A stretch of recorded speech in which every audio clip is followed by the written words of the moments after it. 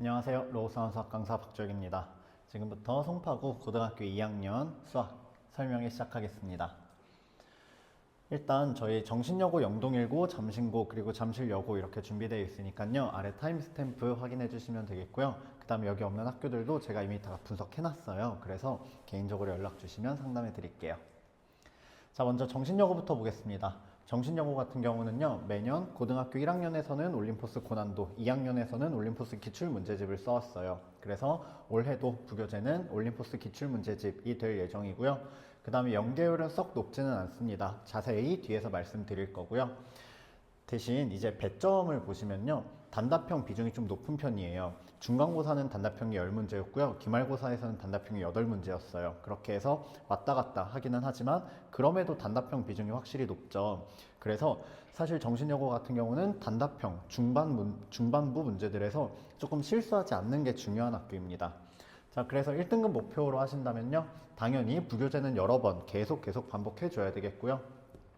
그 다음에 매년 정신여고가 시험 직전에 한 2, 3주 정도 전에 우리 이번 시험 범위가 뭐뭐다 이렇게 해서 어떤 시험 특정 시험을 하나 찝어줘요. 한두 개 정도 찝어주는데 그 이제 시험까지 추가로 조금 잘 봐주는 게 좋겠습니다.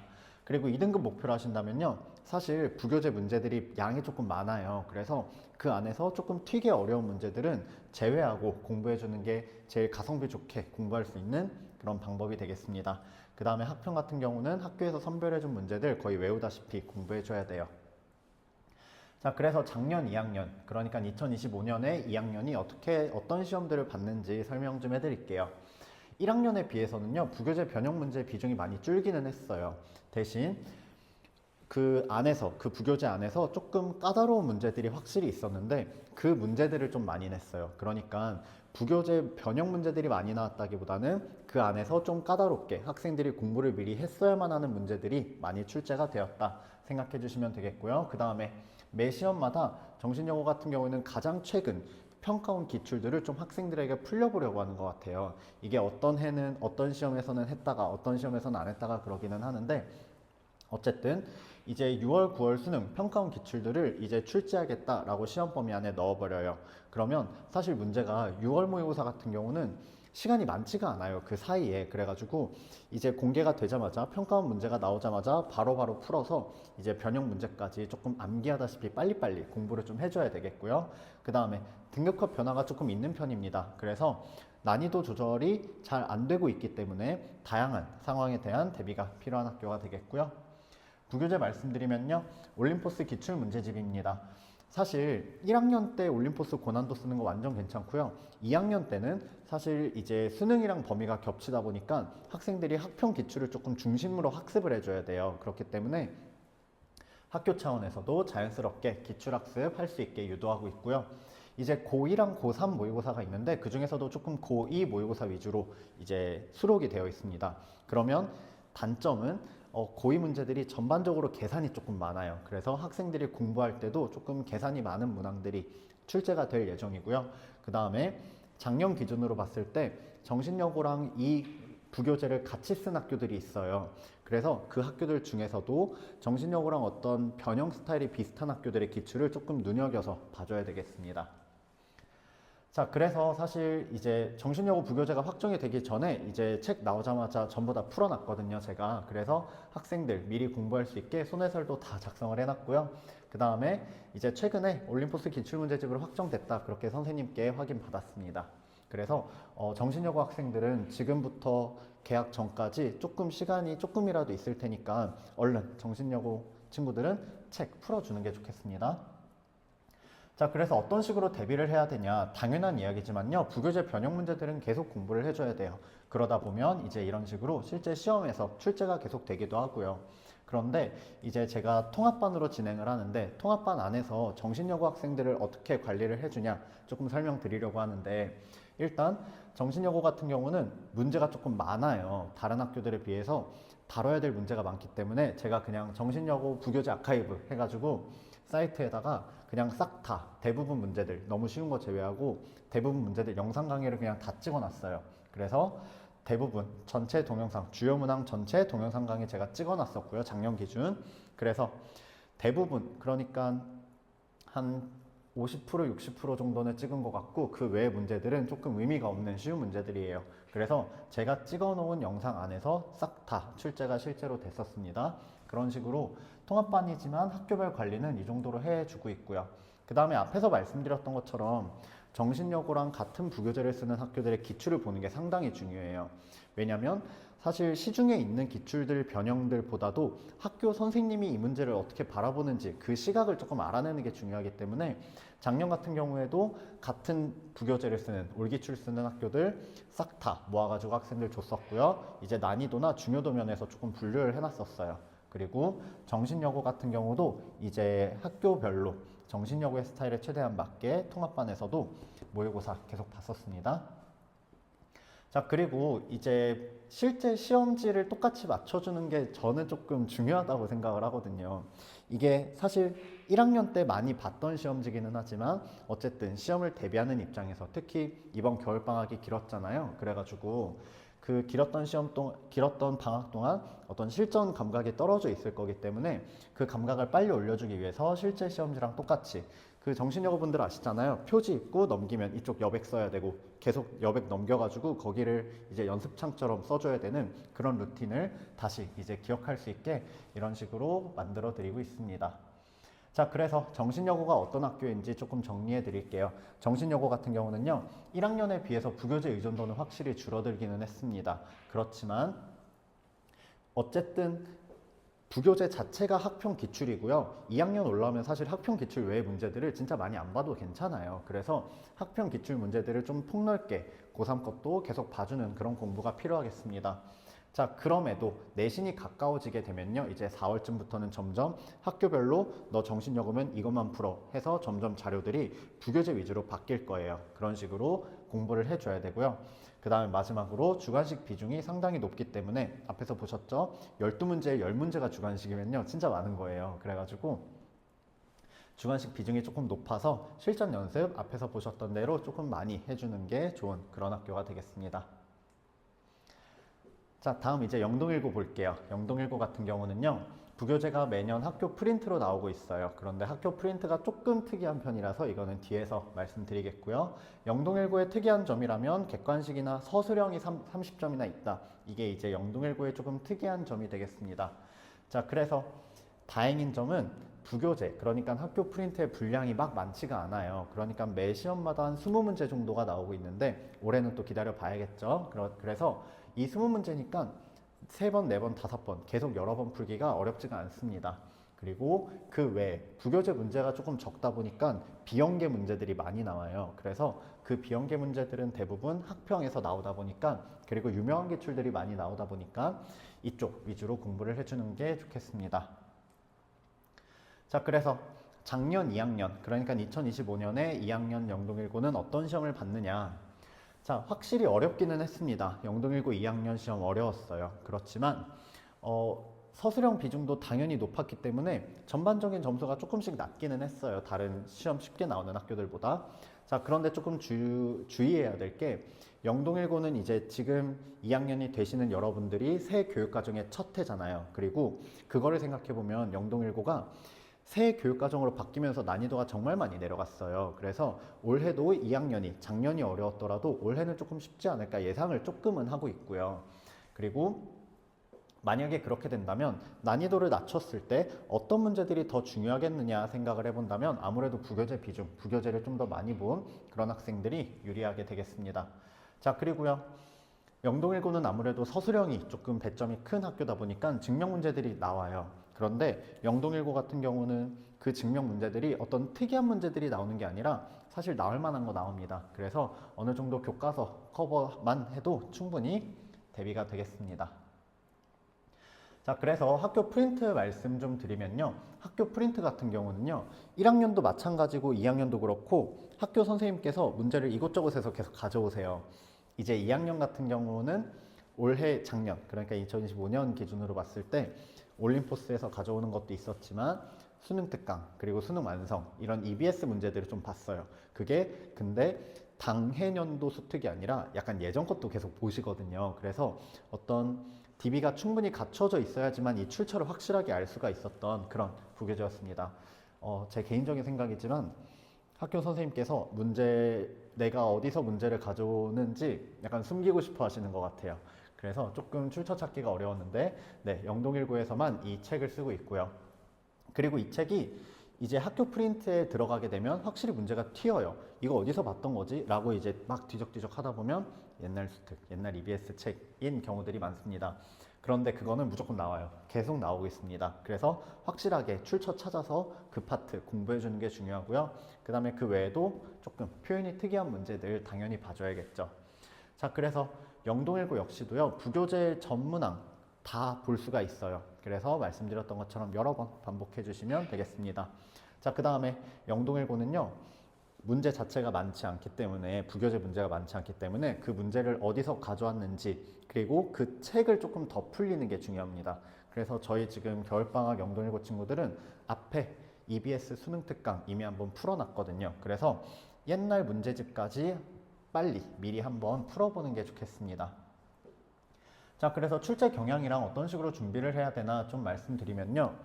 말씀드렸던 것처럼 2024년에서 5년으로 올라왔을 때, 그러니까 지금 여러분들보다 한 학년 위 학생들은 계속 어려운 시험들을 대부분 봐왔어요. 그런데 이번에 1학년 난이도 많이 내려갔었죠. 그래서 아무래도 이번 2026년의 고2 역시도 조금은 난이도가 쉽지 않을까 예상을 다시 하고 있겠지만, 사실 이게 오픈이 돼야 돼요. 2학년에 어떤 선생님들이 배정이 되시는지, 그리고 이분들이 작년에 몇 학년을 맡으셨는지를 봐야지만 이제 출제 경향이 조금 더 확실하게 분석이 되겠죠. 그래서 부교재를 일단 확실하게 잡아놓고, 부교재 확실하게 잡아놓고 다양한 난이도의 시험 확실히 대비를 해줘야겠습니다. 그래서 부교재 제가 많이 강조드리고 있잖아요. 부교재 문제들은요, 확실하게 이제 대비를 시켜줘야 돼요. 제 입장에서는. 그래서 손해설 같은 것들 기본적으로 당연히 나가고 있고요. 영상 강의도 계속 나가고 있습니다. 자, 그래서 영동1고 같은 경우는 변형이 많이 되지는 않아요. 지금 보시면 6에서 4로 바꿨고요. 4에서 8로 숫자 바꿔가지고 이제 출제를 했었습니다. 그렇기 때문에 공부를 했다면, 문제 자체가 조금 까다롭기는 한데 공부를 했다면 확실하게 어떤 보상을 주는 그런 식의 시험 출제 방식이 되겠습니다. 자, 그래서 부교재 관리 같은 경우는요, 제가 전문항 다 이렇게 풀어주고 변형 문제까지 충분히 많이 나가고 있습니다. 자, 그리고 영동1고도요, 이제 오랜만에 시험 보는 학생들이 조금 많을 것 같아요. 왜냐면 겨울방학이 길었으니까. 그래서 어떤 실전 감각에 조금 무뎌져 있는 경우가 많아요. 그래서 이제 첫 시험인 만큼 공부를 하실 때 실제 시험지랑 최대한 똑같이 맞춰드리는 이제 제 시험지 받아서 영동1고 스타일로, 아시죠? 이제 양면으로 여백 조금 넉넉하게 있고, 그쵸? 그래서 그런 식으로 조금 공부할 수 있게 통합반에서도 제공을 하고 있고요. 그래서 영동1고 어떤 학교인지 조금 정리해 드릴게요. 작년 기준으로는요, 부교재도 좀 어려웠고 시험도 조금 어려웠어요. 그런데 올해는 조금 쉬워지지 않을까. 왜냐면 전반적으로 원점수 올리려고 하는 그 노력이 영동1고에서 좀 보여요. 그래가지고 난이도가 조금 하락할 것으로 조심스럽게 예상을 하고 있고요. 그 다음에 이게 수특 수완인데요, 사실 송파구에서 유일하다라고 말씀드리는 이유는 당해년도가 아니라 그 이전 거를 조금 옛날 거부터 끌어다 쓰는 경향이 있어요. 그래서 그 부분이 조금 특이한 학교가 되겠고요. 그렇지만 쉬워진다고 방심하면 절대 안 되고요.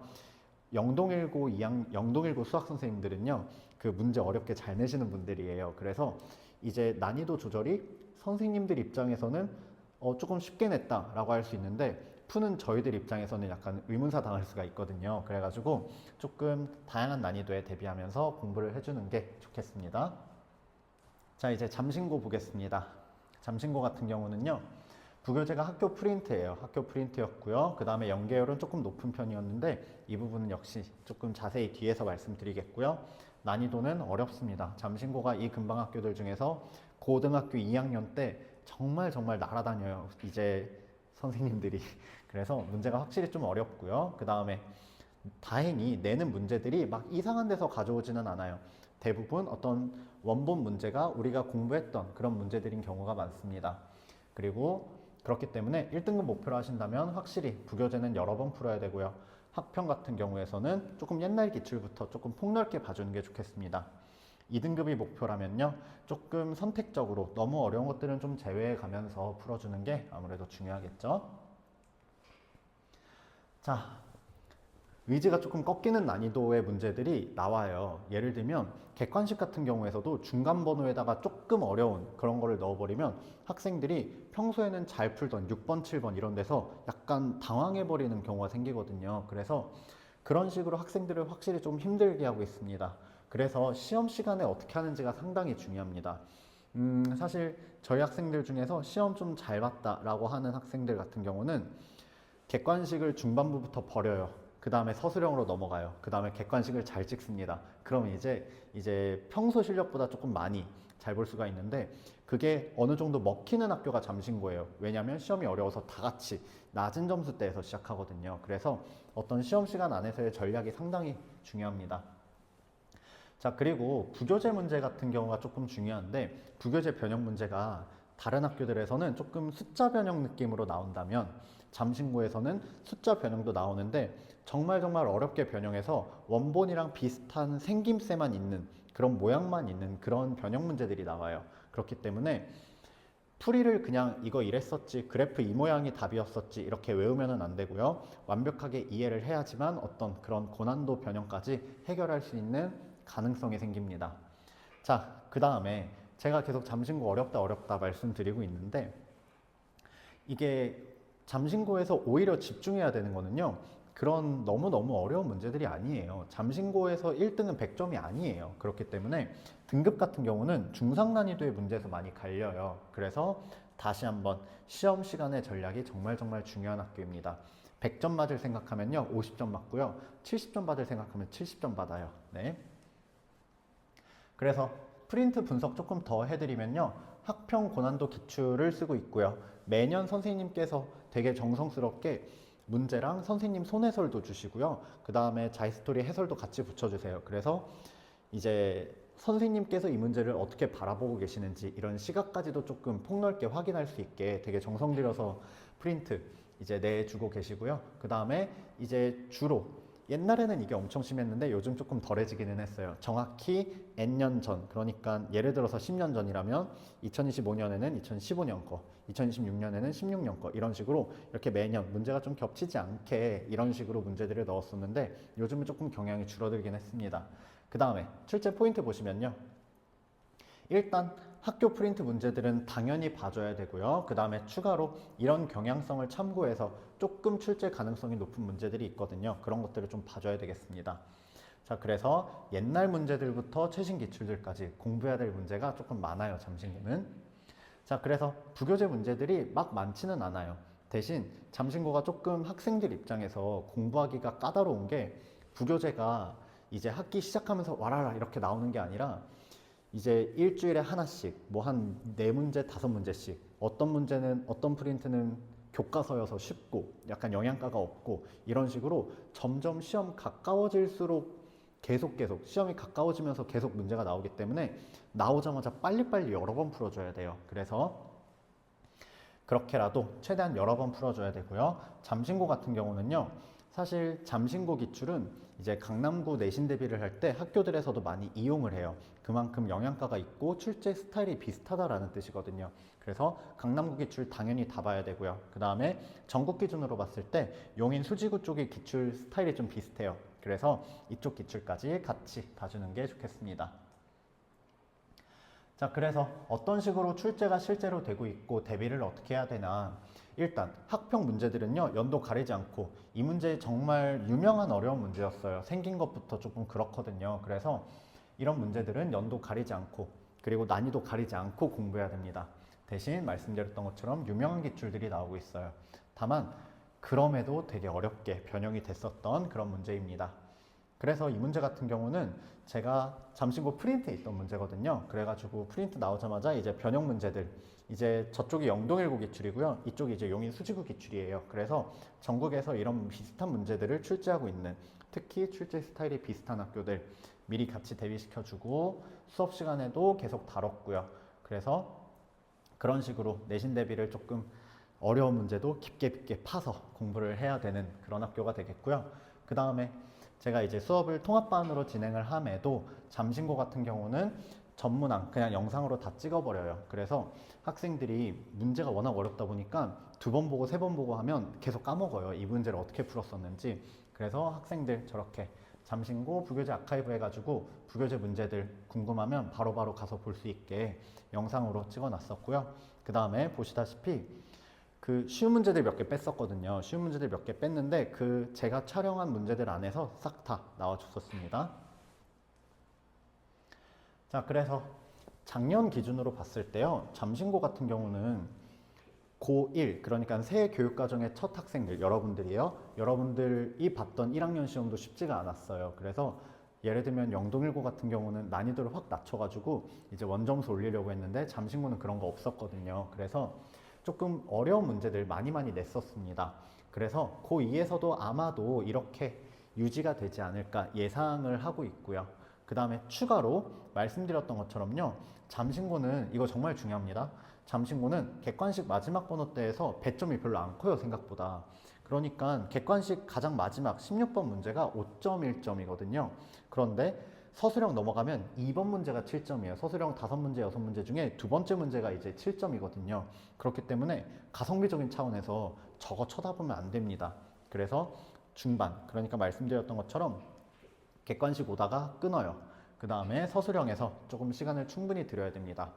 이제 잠신고 같은 경우는 2학년 때 시험을 60분 보던 때도 있고 50분 보던 때도 있어요. 그런데 어쨌든 무조건 절반 끊어서, 예를 들어서 시험이 50분이라면 25분 되면 무조건 서술형 한번 넘어갔다 와야 돼요. 그래서 그런 식으로 조금 공부를 하는 게 중요한 학교가 되겠습니다. 이제 시험지 같은 경우도 잠신고는 이렇게 이미 1학년 여러분들 풀어봐서 아시겠지만 이렇게 펄럭펄럭 넘기다 보면 어떤 장부터는 페이지에 문제가 하나, 둘 이렇게만 박혀 있잖아요. 이제 그거가 나오면 이제 어려운 문제들이 시작됐다라는 뜻이거든요. 그래서 그런 식으로 되면 이제 뒤로 넘어가서 서술형 먼저 한번 쓱 보고 다시 돌아오고, 이런 식의 어떤 루틴을 다시 한번 이제 2학년 1학기 중간고사 보기 전에 그런 루틴을 다시 한번 기억해서 할 수 있게 시험지 학교별로 다 맞춰드립니다. 자, 그래서 다시 정리해 드릴게요. 학교 프린트 같은 경우는요, 숫자 변형 기본이고요. 좀 더 어렵게 계속 공부를 해줘야 되는 학교예요. 자, 그 다음에 두 번째, 난이도 어렵지만요, 시험 시간의 전략에 따라서 등급이 정말 크게 바뀝니다. 옛날 9등급제일 때는 더 심했지만요, 5등급제에서는 그 등급 하나하나가 정말 중요하잖아요. 그래서 전략 싸움이 이렇게 될 거예요. 그래서 전략을 굉장히 잘 짜줘야 되고, 예를 들면 이런 전략이 가장 중요하겠죠. 객관식 뒷번호 때는 가성비가 안 좋아요. 그래서 시간을 우선적으로 보고 시간을 봐가면서 얼른 서답형 넘어가는 게 중요한 학교가 되겠습니다. 네, 이제 잠실여고 보겠습니다. 잠실여고 같은 경우는 매년 부교재를 이제 학교 프린트로 내주고 있어요. 프린트가 어떨 때는 학기 시작하면서 공개가 될 때도 있고요. 보통 2학기 때는 여름방학 시작할 때 좀 미리 올려주는 편이기도 합니다. 그리고 연계율은 조금 높은 편이에요. 왜냐하면 잠실여고는 변형을 많이 안 하는 학교거든요. 그래서 연계율이 상대적으로 조금 높은 학교가 되겠습니다. 그리고 잠실여고는 1학년 때부터도 그랬지만 단답형 문제도 많고 배점도 좀 커요. 그렇기 때문에 학생들 실수를 조금 많이 유도하는 그런 학교 스타일입니다. 그래서 1등급을 목표로 한다면요, 당연히 부교재는 정말 많이 해야 돼요. 그리고 학평 같은 문제들은요, 학평 문제가 만약에 비연계로 잠실여고에 나온다 그러면 숫자 변형 수준으로만 나와요. 그렇기 때문에 학생들이 공부를 할 때 약간 암기 느낌이 들어가도 괜찮습니다. 잠실여고는요. 그 다음에 2등급 목표로 하는 학생들 같은 경우에도요, 부교재가 조금 어려울 거예요. 작년에는 그랬거든요. 그런데 대신 그럼에도 어쨌든 이 학물고 좀 공부를 해줘야 됩니다. 그래서 대신 그렇게 공부하면요, 확실한 보상이 돌아오는 학교예요. 그 다음에 학평 같은 경우는요, 조금 이쪽 부담이 크다면 학평에서 어려운 문제들을 조금 제외하고 조금 선택과 집중을 하면서 공부를 해주는 게 좋겠습니다. 자, 그래서 작년에 부교재가 어땠나 말씀드리면요, 고3 평가원 위주의 조금 학평 기출이 나와줬어요. 그래서 매년 새롭게 만들어주고 계시고요. 특히 잠실여고는요, 정말 최근 문제들, 그리고 작년 수능 문제 되게 좋아해요. 그래서 잠실여고 같은 경우는 좀 최신 평가원 위주 나오고 있고요. 그 다음에 여기 조금 중요합니다. 잠실여고의 출제 포인트, 이 안에서 프린트 보다 보면요, 가끔 말도 안 되게 어려운 문제가 있어요. 약간 이거 거르는 게 낫지 않나? 라는 문제가 있는데요, 그거 무조건 나옵니다. 객관식 마지막 아니면 주관식 마지막으로 나와요. 그 다음에 옛날 문제들도 꽤 많이 나와요. 그리고 옛날부터 최신 기출들까지 다 선생님께서 선별해서 담아주고 계시고요. 말씀드렸던 것처럼 수능 기출 조금 특히 좋아하는 학교입니다. 그리고 잠실여고가 수능 기출 변형을 조금 잘해요. 이게 사실 재작년까지는 잠실여고에서 어려운 문제들이 많이 나왔었거든요.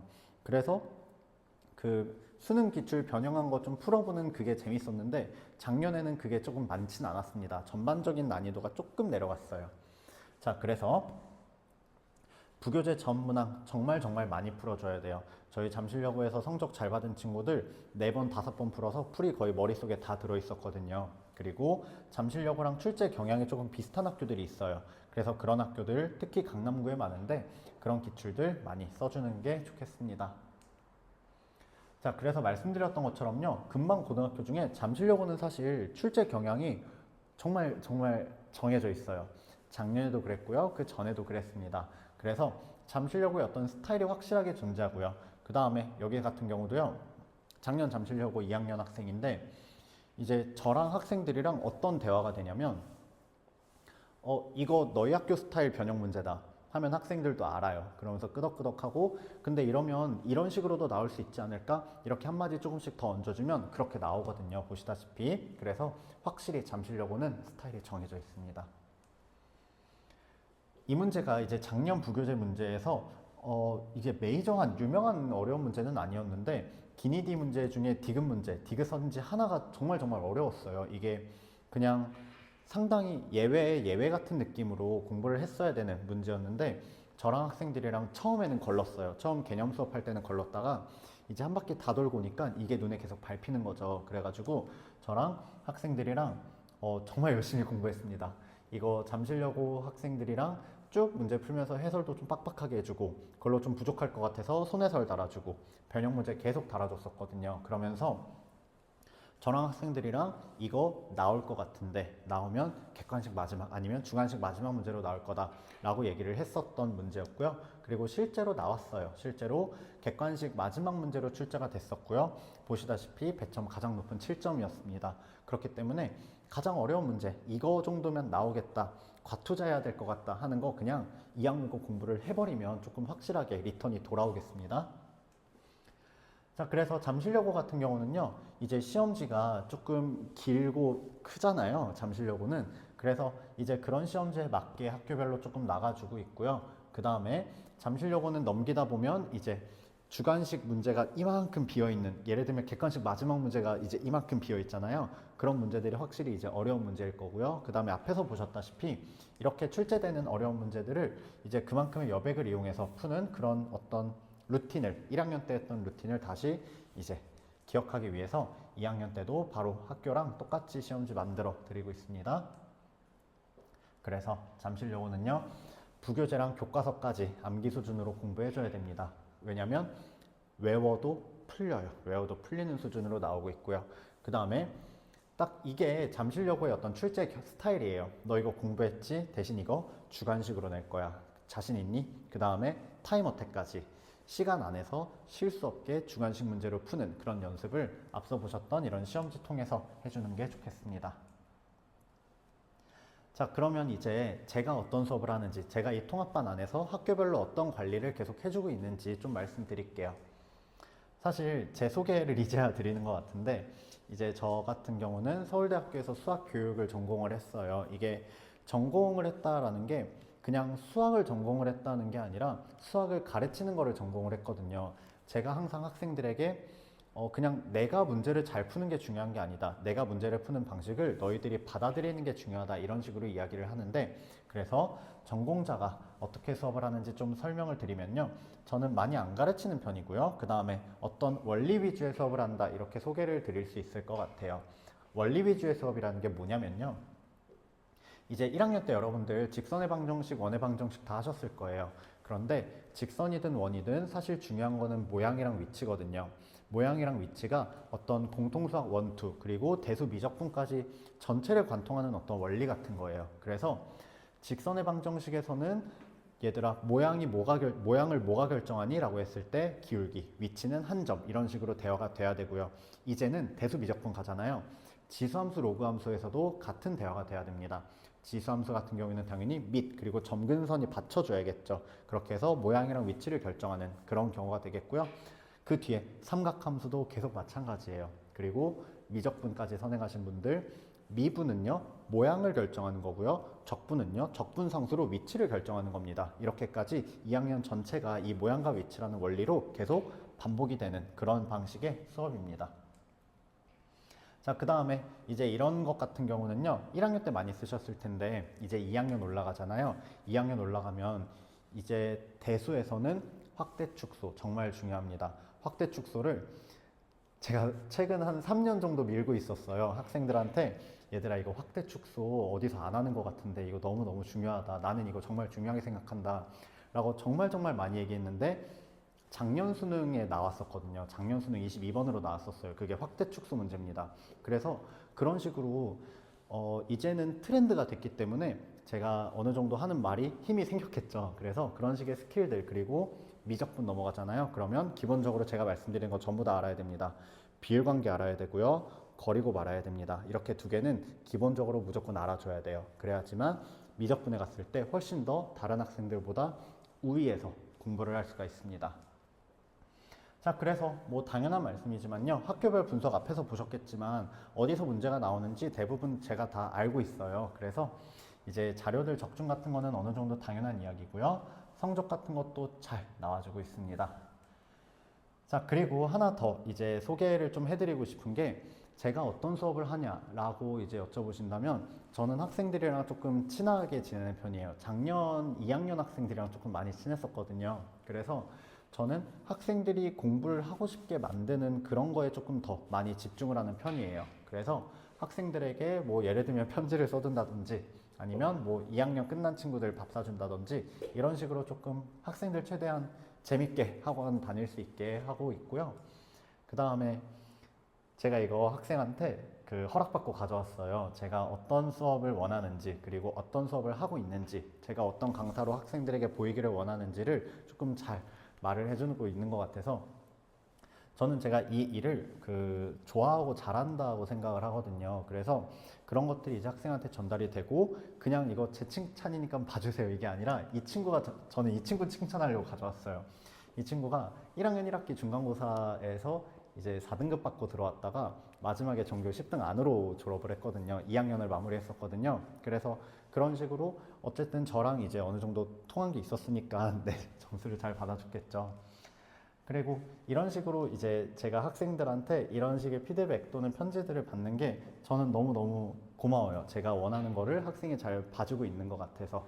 그리고요, 사실 학생 수가 조금 늘어나면서도 이제 제가 학생들과의 이런 유대 관계를 유지하기 위해서는요, 저는 제가 한 학생을 확실하게 생각하고 있는 그 시간이 필요하다라고 생각을 하거든요. 그렇기 때문에 피드백 같은 경우도 매번 주말마다 학생들 한 명 한 명 계속 작성을 해드리고 있어요. 이런 식으로 작성을 해서 제가 이 피드백을 작성하는 최소한 몇 분 동안만이라도 이 친구가 지난주에 수업을 어떻게 들었는지와 같은 조금 생각을 의식적으로 해주고 있습니다. 그러다 보니까 어느 정도 만족도도 잘 나와주고 있는 것 같고요. 그 다음에 작년 2학년 학생들이에요. 바로 따끈따끈한 2학년 학생들 후기인데, 사실 연합반으로 진행을 하는 게 학교별 관리가 안 된다라는 게 가장 큰 걱정이실 거예요. 그런데 학교별 관리는 앞에서 보셨다시피 정말 빡빡하게 잘 되고 있고요. 그 다음에 뒤에서 제가 개인적으로 추가적인 문제들 요청 가능하다는 것도 말씀드릴 거고요. 어쨌든 학생들이 조금 만족하면서 잘 듣고 있는 수업 같습니다.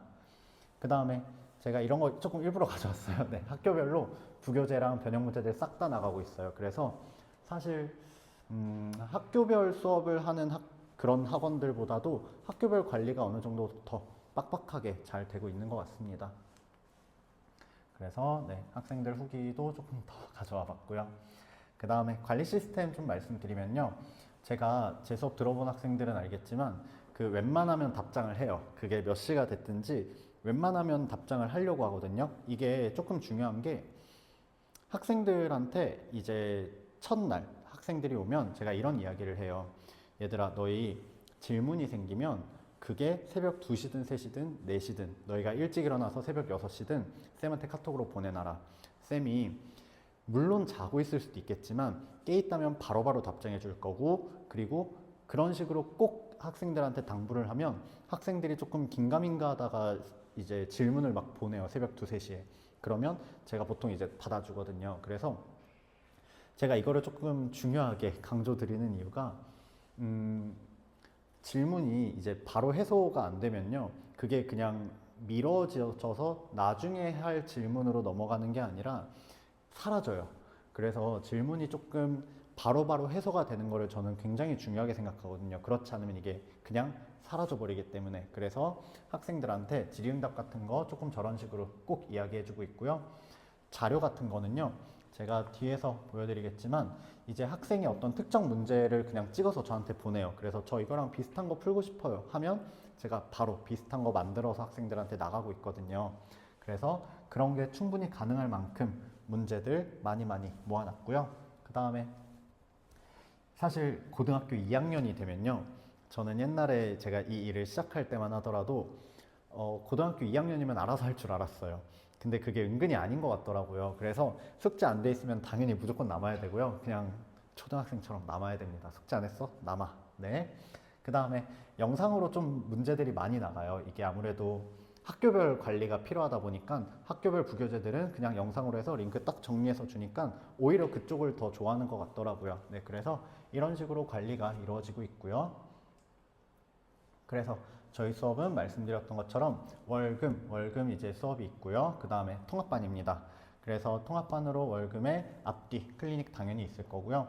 제가 이 잠실관, 로고스학원 잠실관에서만 수업을 해요. 그래서 다른 요일들, 그리고 토요일 아침 수업까지 있어서 다른 요일들 아무 때나 올 수 있거든요. 그래서 만약에 남아서도 숙제가 안 된다, 월요일에 남아서도 숙제가 안 된다, 그럼 화수목에 와야 될 거고요. 금요일에 남아서도 숙제가 안 된다, 그럼 토요일 아침까지. 네, 조금 빡빡하게 할 건 해야 되니까요. 네, 그렇게 진행을 할 거고요. 그 다음에 여기 가보시면요, 제가 수업 어떻게 하는지 수업 영상도 하나 올려놨고요. 그 다음에 이제 학생 후기들이라든지 그런 것도 올려놨으니까 관심 있으시면 한 번씩 확인해 주시면 좋겠습니다. 네, 이상 로고스학원 수학 박주혁이었습니다. 감사합니다.